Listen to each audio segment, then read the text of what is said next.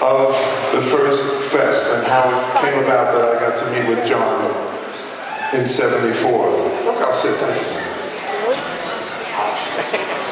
John was... A brief background. I thought of the idea over a dish of vanilla ice cream on the Upper East Side around Thanksgiving of '73.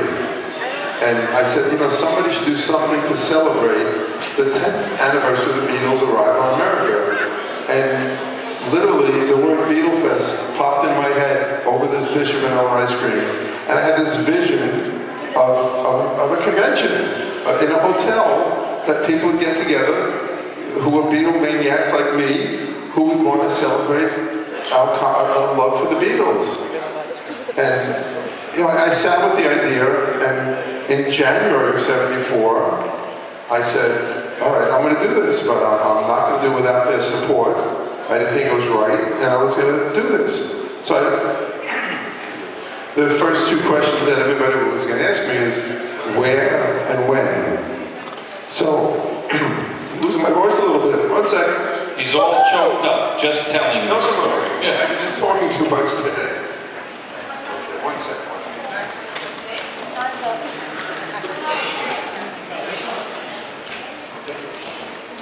Interlude. So I took most of my life savings, actually, and booked this building, this hotel, was the Commodore Hotel in 1974, and I booked it for the weekend of September 7th and 8th. I proceeded to write all the Beatles letters. It's actually cassette letters. So it was a letter written, and then I put it on a cassette. So if they didn't want to read it, they could listen to it. And I sent them all to the Beatles and heard nothing. And a few months later, I heard on WABC, it was April 26th, 1974, Cousin Brucey, who heard me last week on Cousin Brucey's show. I was right. So I told him he had a part of this history, because I heard him make an announcement. He said that on Sunday, April 28th, John Lennon and Harry Nilsson will be appearing in Central Park at the March of Dimes Walkathon. It was the first one. They still do it every year. And I said to everybody I know, including ourselves, that I'm going to meet John on Sunday. And everybody thought I was nuts. 100,000 people going to be there. You're going to meet John? Yeah, I'm going to meet John. Okay, so backtrack a couple of days. You probably mostly know that I was a manager at Sam Goody, the record store. That week happened to be a Beatles week, where I'd be a couple months they'd have the records on sale. So it was Beatles week. I found out that Capitol was making this 10th anniversary Beatles shirt. So I called Capitol, and they didn't know anything about it. I didn't like that. So you tell me Capitol didn't know something going on in the Beatle camp? Nothing. I'm shocked. Not a thing. I'm shocked. This is Capitol, New York. So I said, all right. So I called the Tower in Los Angeles. I said, I hear you guys have a 10th anniversary shirt. I said, yes, sure we do. I said, good, send me 30 of them for my staff. We're having Beatles week. We're the #1 store in the whole state of New York. It was a Radio City store, by the way. So they sent me 30 shirts. Or approximately, I don't know, a couple dozen, for all my staff to wear. So the box arrived in time for the special week, and I had that box on the lock and key.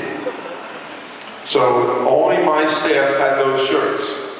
It was a blue shirt. I swear I looked for it for like 4 hours last week. I thought I knew exactly where it was. Not that I would fit into it, but I wanted to show you. And I could not find it. I don't think Carol put it on eBay. She did, she moved it.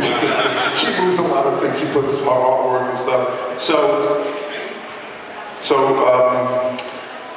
it comes that Sunday morning, and it's 82 degrees is the weather forecast for that day, Sunday, April 28th, 1974. So I'm wearing my Beatles 10th anniversary shirt. And I'm in the park, and there's 100,000 people there waiting to hear John Lennon and Harry talked to Cousin Brucey for a little while. There was no performing, we knew that. And I'm there early in the morning, maybe 9 o'clock. I don't remember what time it went on, maybe 1. And I see a guy, maybe at least as far as that wall, at least. And he's wearing my shirt. And I do not recognize him. So I walk, excuse me, I gotta get over there, excuse me. I mean, the place is 100,000 people. So I'm walking over people, excuse me, and I get to him, and I said, where'd you get that shirt? He said, last night, I was driving my pickup truck in Times Square, and I see these two guys sitting on a curb. They look pretty drunk. And I got out of my truck, my pickup truck, and it was John and Harry. So I went over to John and said, can I give you a ride anywhere? John said, yeah, can you drive us back to the hotel? So he drove them back to the hotel, and John invited them up to his room, suite, and they sat for 10, 15 minutes and talked. And John gave him, signed an autograph, and gave him his shirt. Wow. That happens every day to you guys, right? Every day. So I said, where's the hotel? He says, the Sherry Netherlands, right outside the park. I said, what room? He said, 1019. 100,000 people in Central Park, and I find the guy who knows, only person who knew where John was staying. Over a t-shirt. Over a t-shirt that I had ordered in that nobody else knew about. So John and Harry come on stage, and they're talking for like 15, 20 minutes, and they leave the park. It was great to see them. It was wonderful. I sat pretty close, maybe, I don't know, maybe 3/4 of the distance to the wall there, so it's pretty close for 100,000 people. So after the whole thing was over, I walked over to the Sherry Netherlands. It was right on Central Park South on 5th Avenue. I sat down in the lobby and took a few deep breaths. Okay, you can do this, Mark. You can do it. You can do it. Pushed the button for the elevator. Went up to the floor, 10th floor, knocked on the door. Harry Nielsen opens the door. And I say to Harry, hi Harry, I'm Mark Lapidos. I'd like to speak to John about Beatlefest. And he says, just like that. And somewhere in my collection, I have Harry describing that on Betamax tape. Well, Harry was a guest here, but as many of you know, he was here many, many times as a guest to the fest. Like 35 consecutive fests. Yeah. So I have that somewhere in LA. He talked about, of course, when he told the story, he said that here's how I sounded.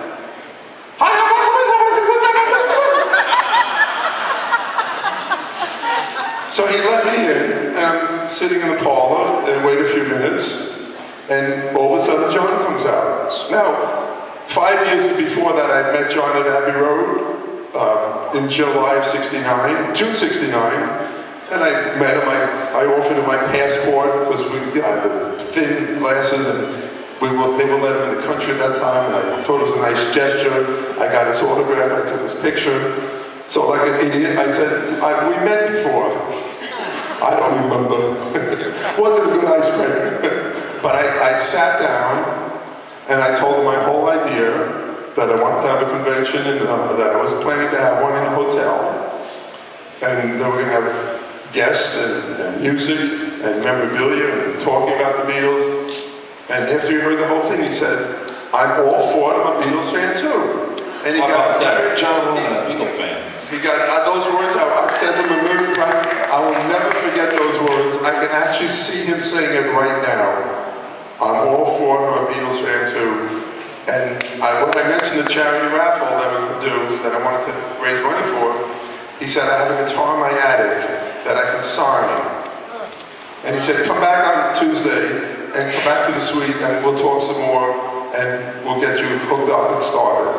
So I come back Tuesday and one of his agents was there and he got on the phone with Neil Aspinall for 2 hours, which in those days there was no cell phone. So I'm thinking 2 hours, I know it's $10 a minute.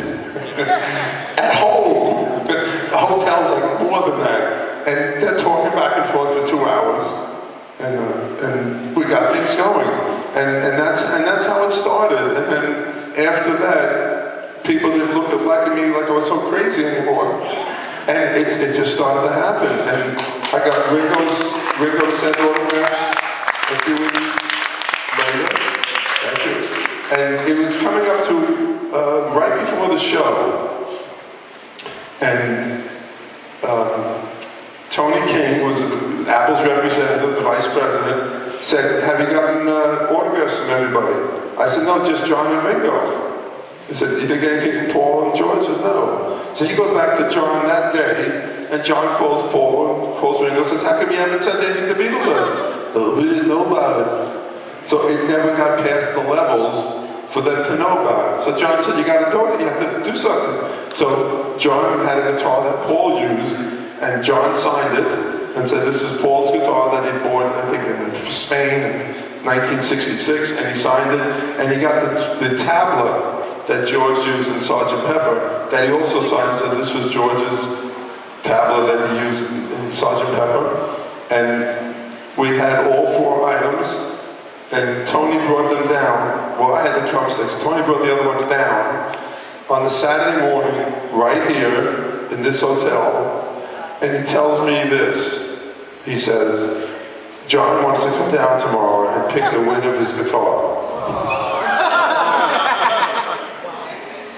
Now, you have to imagine, at that, right before that moment, I was sick. I mean, crazy sick. Here were thousands of people coming to this hotel, and the show's about to start, and I'm almost, like John said, whenever he played, he would almost throw up. And I was so nervous, because no one ever did one of these, there was no plan. I mean, it just got together, and everything worked. So, when he gives me this word, he tells me this stuff, oh my God, is this really gonna happen? Well, so a policeman who I happened to know from as a kid, who worked in this area, and one other person knew that we had plotted through the kitchen, and there was a big balcony in this room at the time, and there was one microphone at the top, right where the screen was, and that was for John. And Saturday, it was so crowded. May Pang was here, shot for John, and bought a lot of stuff. And Jim Kerr was our MC. He kept saying there's rooms at John's in the lobby. And I was saying right now, there's a room of Paul's in the lobby. There's a room. Actually, Bob Gruen told me this about 2 weeks ago. He was there. I didn't know him at the time. He called John from a payphone in the hotel to tell him how great it was and that he should come down. So I didn't know this till like a couple weeks ago. May bought him a whole bunch of stuff. You probably know by now the Jürgen Vollmer photo from the Rock and Roll album was Jürgen's. She found it here because Jürgen asked me, what do I do with these photos? I said, sell them at the show. So because of that became the album cover, and Jürgen had a nice reunion with him. The album cover for Rock and Roll? Yeah, so the next day. So the rumors are going around, the place is jammed, and John was interviewed that day by Lisa Robinson for, I think, Circus magazine? Yeah, Circus. It was only a few blocks away. He said, John, you know, while we're sitting here talking, you know, there's a Beatlefest going on down the street. He says, yeah, I know, I saw him met the guy, and it sounds like a great idea. And, well, what do you think of it? Here's the exact quote, exactly how it was from John. It sort of smacks of Rudolph Valentino. That was it. Meaning what? It sort of smacks of Rudolph Valentino. That's what he said.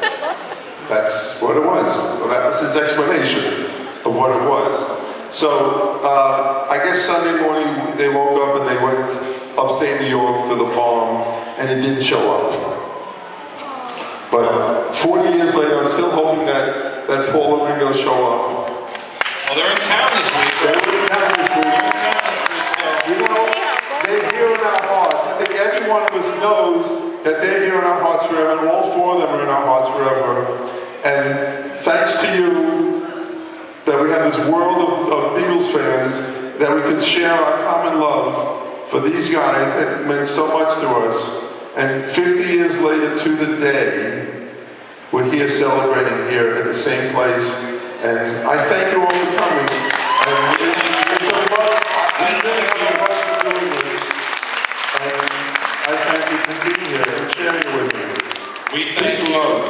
Well, we're going to see if you guys have a couple of questions you want us, but we have a movie to show. Yes, we're going to show the first film, the documentary that we had made of the first Beatlefest called Welcome to Pepperland. And if you stay for the end, you'll see a band leader playing a band leader version song of Yesterday. That's my dad. So he was a band leader, the musical inspiration of my life. He didn't think that the idea of Beatlefest was working so well. He thought I was nuts too, but then he came around. He ended up working for you, didn't he? No, my mother would work and sell the shirts. My father would say, "Oh, you look like a nice kid. Here, have a poster." Yeah, have a poster. Dad, you're supposed to sell them. He went to the Brian Epstein School of merchandising. So they were there all the early fests. But that's the early story, and it took root really quickly. I remember its famous story, and you can find it for eBay for hundreds and hundreds of dollars. It was a cover story in Rolling Stone magazine. We blew up the cover and blew up the story. It's right outside in the hallway. Be sure to check that out. And we made the cover of Rolling Stone October 24th, 1974. On the cover of the Rolling Stone. You can't get any bigger than that. Joel Siegel wrote the story. And the same weekend in Melody Maker that we had a cover story also. It took us in the UK to create the Beatles, but it took the American know-how to make a convention. Really make it as great as it is. And thanks to Melody you. Maker, the #1 magazine here, Rolling Stone here. Well, you know, one of our other MCs this weekend, Ken Dashow, who listens to Kenny on Breakfast with the Beatles here in New York. Everybody should. They'll be broadcasting here from Sunday. Live. Ken had made a similar poignant remark from the stage a year or two back, saying that because of us, it's something that we should consider ourselves so fortunate that we lived in their time, that we lived at the time the Beatles were. I could never imagine living at a different time. Right. I mean, there's so much of fabric of my life. Right. I mean, even without this, if I didn't think of it, someone else did, I'd be sitting out there. Right. I mean, absolutely. And Kenny, of course, famously tags this as our Beatle Thanksgiving. It's when we see all our friends and family and get together and have just a wonderful, wonderful time. Without the bickering. Without the bickering, yes. Well, thank you very much for